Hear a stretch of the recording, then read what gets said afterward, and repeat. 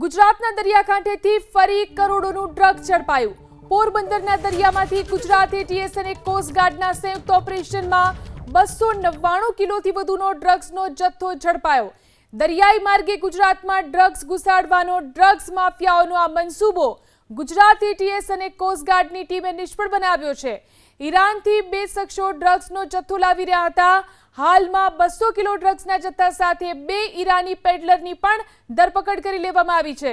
આ સાથે જ ડ્રગ્સનો જથ્થો પોરબંદર જેટી ખાતે ઉતારવામાં આવશે। આ ડ્રગ્સની ડિલિવરી ક્યાં કરવાની હતી તેને લઈને પણ તપાસનો ધમધમાટ શરૂ કરાયો છે। વર્ષ 2024 દરમિયાન કુલ 588 કેસ કરી 1479 કરોડનું ડ્રગ્સ પકડ્યા પછી વર્ષ 2025માં 980 કેસ કરી 2240 કરોડ રૂપિયાનું ડ્રગ્સ પકડવામાં આવ્યું છે। રાજ્યમાંથી પકડાયેલા ડ્રગ્સમાં મોર્ફિન, કોડેઇન, હેરોઇન અને 8 પ્રકારના ડ્રગ્સનો સમાવેશ થાય છે।